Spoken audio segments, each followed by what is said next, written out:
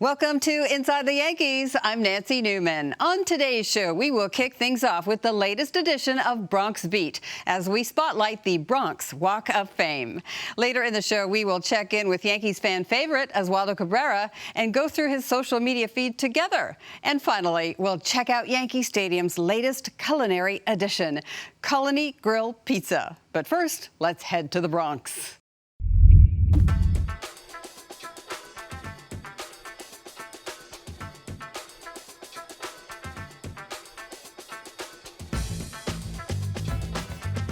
It stretches from 138th Street to 171st Street, and that includes 139 names.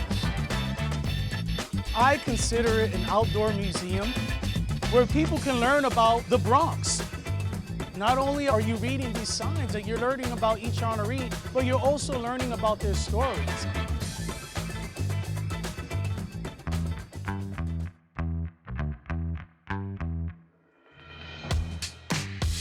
The implementation of the Bronx Walk of Fame back in 1997 was opened to coincide with the 25th anniversary of Bronx Week, which started in 1972.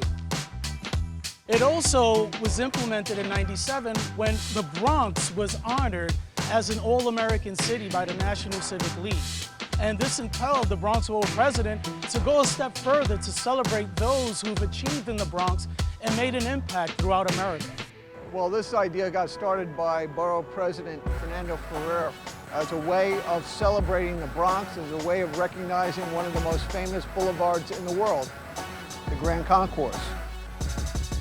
Grand Concourse is a historic gem. It was designed after the Champs-Élysées in Paris. It opened in 1909, and it's 4 miles of magnificent architecture, some great gems like the Andrew Freedman Home, Edgar Allan Poe Cottage, and much more. So it was built to connect Manhattan Island to the rest of the world. And at the time, in 1909, the Bronx was still farmland, but it was the only county on the mainland, and that's how the Grand Concourse and Boulevard became to be.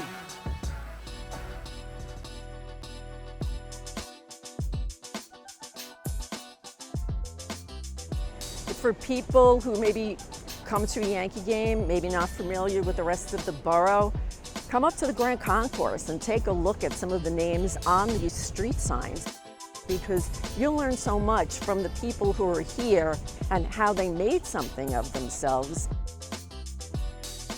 A lot of what I'm about is from the Bronx. It was a melange of people, different races, creeds, colors. The one thing that we had in common was that everybody seemed to be, struggling to get by, but I think that was cool. And it just was normal to me. So I've never looked at life through one prism, okay, I'm gonna hang out with these sorts of people. I hung out with everybody, and that was just the way I thought it was supposed to be. I grew up just around the corner. I just always read the newspapers. So I was always involved in finding out what was going on in the news. And one thing led to the other, and I began working locally at 1010 Wins. I love my job. I love what I do. I love talking to people every day. You meet the most amazing people, and when you think you've seen it all, you haven't. Really, when I was 9 years old, I declared to my mom and dad that I wanted to be the Yankee announcer. They said, hey, go for whatever you want, and just make sure that you have a fallback. There it goes, soaring into history. He's done it. He has done it. 62. I am proof positive. Perseverance, the ability to go for it. I think that every kid should have that. Nobody should ever be denied a dream.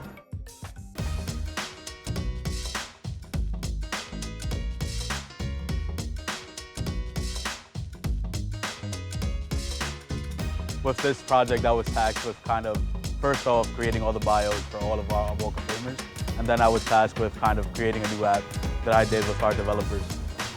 We wanted those signs to come alive so people have a better understanding of who this person was and what their impact was. So the way the app works is that as you walk past any of these landmarks, any of these Walk of Fame signs, the app notifies you that you're in close proximity of a landmark. And so then from there you could pull up that famous person, whether it's a celebrity or an athlete or a business person, and then you could quickly understand the history behind that sign and that person. It's a great learning tool. I think it's something great for school kids. They can just walk along the concourse, which has its own history, and learn about the people who came from the Bronx, and maybe they aspire to do great things in their lives too. I've started my career in the Bronx. I used to drive the bus along these corridors here. I used to be inspired by reading the stories of amazing people. Now, what we had an opportunity is to build something in the digital world, showcasing a lot of these famous actors and athletes and business people. So it was an amazing opportunity to work on something that will inspire, many other people in the Bronx and all around the world. The way that we looked at the app was to create something that's very vibrant, very aesthetically pleasing, but also very easy to use. Building an application like this, especially in the digital world, you want to incorporate the community, right? So we thought it was really important to showcase the local businesses so that they actually get some benefits out of this as well. We have a small business directory that showcases all of the small businesses around each single sign, which just helps people not only have it come see the signs, but also support the local economy and support our local small businesses as well. Coming to the dugout's like coming home. We call ourselves the Big Three here. So we're the dugout, we're the closest to the stadium. You have Stan's the oldest and Billy's the biggest. So to get a shout out on the Concourse Walk of Fame, I'm happy about that. I'm excited. I would hope that people come up with their phones and they download the Walk of Fame app. People are coming up, they want to take a look, they want to explore the neighborhoods, and this is one of the great ways to do that.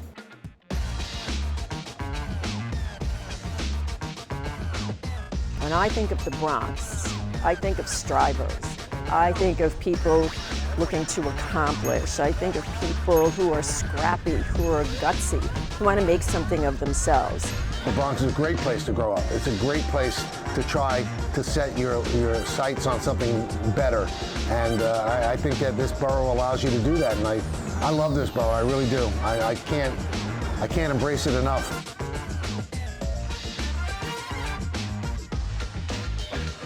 Street sign here on the Walk of Fame is really about how it all started. Also honors. I'm going to get a little teary.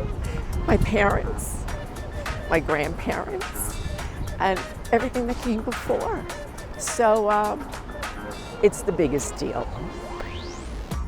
The happiest thing for me was that my mom was still around, so she was able to actually see it. I took her when they unveiled it, and I know it meant the world to her. I don't ever think of myself as deserving of those honors or anything like that, but when you sit back and do a view from 30,000 feet, and you're a kid that grew up in the Bronx, his formative years in the Bronx, and here you are in the Walk of Fame, pretty cool. When you first signed, you obviously were known for being able to throw hard, but what other kinds of pitches could you throw? Curva, changeup. Curve, no, it's really good.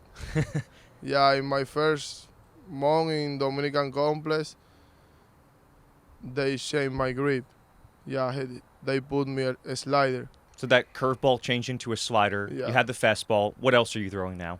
Changeup, gyro, sweeper, and fastball. How important has it been this year, your first full season, learning how to use those pitches to different batters and different counts and scout the opponent? This year is really important for everything in me because I can use more my pitches, learn too much about the full season, about the batters, when I can throw this pitch in this account.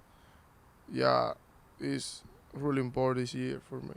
Coming off your first season in the Dominican Summer League, you go to the Florida Complex League after that. How big was that transition for you? Little Little transition? Was normal. Yeah, it's the same baseball in every part, only better batters, but it's saying you throw in the zone, you got good results, or they hit the ball. What about lifestyle-wise? Had you ever been to the United States before? No. What was that like? Was different. Different language, different people, But when I say later, Yankees is great. We got a really good coaches, really good people.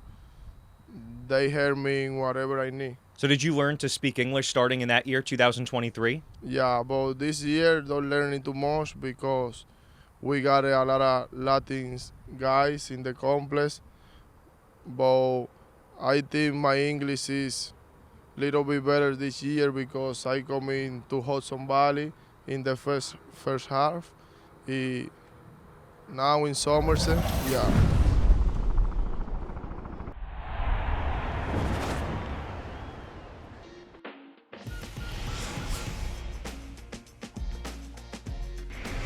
Hey everyone, welcome back to The Grid. I'm Molly Jacob alongside Oswaldo Cabrera. Oswaldo, thanks for hopping on The Grid. Thank you. I'm so happy to be here. You know that. All right, so we're going to take a look at some of your recent Instagram photos, starting off with the proposal back in March. Oh, yeah. This looks like it's straight out of a dream. Were you nervous going down on one knee? So much. You can imagine how nervous I was, just because I want to everything went in like perfect, and it was. Were you more nervous for this moment or your MLB debut? I think for this moment was more nervous for. I didn't work for that. I worked for being in my MLB debut a lot, but for that I wasn't working too much, so I was more nervous than that. Once in a lifetime opportunity. Yeah. All right, fast forward to your wedding this past July. You both looked phenomenal. What do you remember about that day? Oh, that day was special because obviously maybe it was not in the way that we want because we are still planning to make a big wedding or big party of the wedding. But obviously it was a special moment in our minds. Everything was perfect too. In the place that we did, with the people that we did, that was like special. Well, so this past off season, you received the Community Service Award at the New York BBWAA dinner. What does that mean to you? How does that explain who you are off the field and on the field? I appreciate that they give me that because I think it's not just me, all my family, all my agents, my people around me, special Brandon Steiner, Frank Luna, those, and obviously my agent, they are the guy who try to help me to find the right things to help the people outside, you know, to put smiles in the faces of other people that they are maybe not having a good time in that moment, and just be able to share a moment with them, and they are the really guys who you know, like they deserve that award. Yeah, that's very sweet. Well, you also had the support from Aaron Boone and Louis Seal, who is receiving the AL Rookie of the Year award. What was it like to have them there? That was a special moment because obviously I was a part of like, you know, this award for help the community, but watching there the MVPs, the Rookie of the League, the Cy Young, all the guys who really make something great inside of the field was something special. Share that moment with them. Listen their speech and listen what they have to say in those moments was really special, and obviously like that close was a special moment for me. So obviously you have a family within the Yankees organization, but it all goes back to the family off the field. What does family mean to you? Family means everything for me. Means everything because everything started over there. All that I am today is because my family, because my parents, all the things that they teach me, and I want to give them back all the things that they gave it to me. So for that reason, I try to enjoy every moment with them and try to appreciate all the beautiful things that they did for me. Well, your family and yourself is from Venezuela. You were able to play in the Winter Baseball League over there in 2023 along with your brother. What did it mean to represent your country? For a beautiful moment, that was a special moment for me because it was like a dream coming true too, because obviously I grew up in Venezuela and watched them play in those fields, watch the big guys play in those fields, and I had the opportunity to play with a really nice team that is in the bottom of my heart, like really love. And that was a special moment for me, for sure. And obviously share the field with my brother was something like means so much for me, and it's something that I really appreciate for the life. Give me that opportunity to play with him again. In this photo dump, you have a close-up of your tattoo. What does your tattoo mean? This is my nickname, Reggae Song. That's a singer from Venezuela, and awesome. That's a stupid history about my nickname, but that's my nickname, Reggae Song. And I was finding some good word to cross over, like with the reggae song, you know? And something that grabbed in my mind was legendary, because that's something that I want to be. That's something, like, I'm not working in the life used to live. I'm just working to be remembered forever, you know, in something specific. It doesn't have to be used in baseball. If I can help people and can be legendary, helping people and sharing good moments with people, that's everything that I'm gonna try to do. Well, in the beginning of the year, you posted this motivational message about trusting yourself and trusting your journey. How does this speak to you? That's one of my biggest picture right there.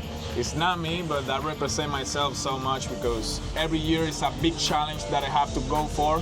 But when I look in the past, that was a big challenge that I went through, and I passed that challenge, you know? So it's something like, remember me, like, okay, I got this in my front, but if I looking back, I've been going through a lot of hard situations, you know? So for that reason, that's something that really means so much for me, because it's something that I feel like that little kid right there watching the big mountains. Well, that's very inspiring to not only our viewers, but everyone on your Instagram as well. It's good that you could display that on social media. Yep, 100%. So finishing off, we gotta talk about this legendary photo with you with the Yankee hat on.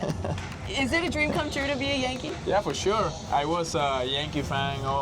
I don't want to tell you that I was a big, huge Yankee fan, because obviously in Venezuela we didn't watch MLB game that much. But my dad was a Yankee fan, and I always followed my dad. I was like, okay, I'm a Yankee guy, you know?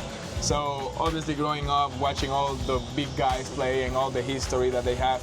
And my brother signed with the Yankees before me, and I had the opportunity to sign with the Yankees too. Was the most special team, because it was like a guy who guided me in the front, who tell me what to do, what not to do, what way I can get to get better or get it, you know, like good things. So I'm appreciate with all the life to have me in this situation. Which Yankee does Aaron Boone call a unicorn? Aaron Judge, Giancarlo Stanton, or Jason Dominguez? Well, I mean, it's hard to decipher between Giancarlo Stanton and Aaron Judge. Giancarlo Stanton. I mean, probably Giancarlo Stanton. Giancarlo. I think that's me.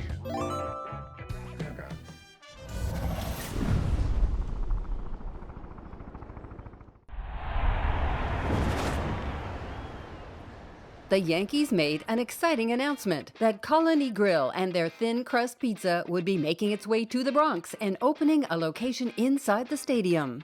We sat down with Paul Caniglio, the CEO of Colony Grill, to discuss their history and their new location on 161st Street.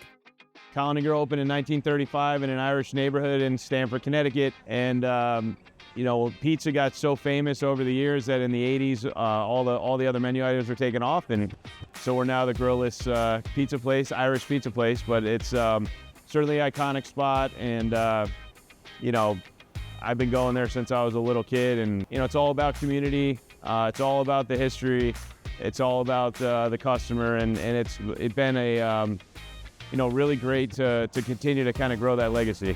Colony Grill still makes their pizza the same way they made it way back in the 1930s. And it's a little different than your typical pie in the best way possible. So Colony, it's a bar pizza, small enough to fit on a bar top, sturdy enough, thin crust, but sturdy enough to hold in one hand while you hold a cold beverage in the other. It's definitely a little bit of a different pie. It has a very traditional taste, but you know, it's got sauce and cheese all the way to the edge. You know, it's got a nice balance, a nice crunch. It's an excellent pizza. Many of the customers Colony Grill serves are the same fans who come to the stadium, making this partnership a no-brainer. That tradition of Colony and the Yankees, for me, started from when I was a little kid. We used to either stop there on the way to the games. You know, we definitely have had some connections with a bunch of the Yankee players and front office staff coming to the restaurants. And this past year, we kind of talked about how we could bring the two together, and we ended up doing the spring training this year for the Yankees in Tampa, and it worked out great and kind of rolled it right into the stadium, and it's going excellent. The stadium has been a lot of fun for us. They're cooking our pizza in about 6 kitchens here at Yankee Stadium. We're in a bunch of different sections, Uber Eats, Delta Club, Jim Beam, the 300 stand. So it's been a lot of fun. I think it's, you know, we have a 12-inch pizza in the restaurants. We bring a smaller pizza to the stadium. We tried to keep it super traditional, kind of with tradition. We went with a classic cheese, classic pepperoni, and then our hot oil, which is our homemade spicy topping. We make it in-house. It's a serrano pepper infused olive oil and gives it a nice little kick, really more flavor than spice, but you know, a nice little blend. It's been very well received by the fans. We haven't had pizza in here in quite some time. We're always getting, you know, questions. So, you know, we listened to the fans and made a partnership with Colony Grill and made it happen.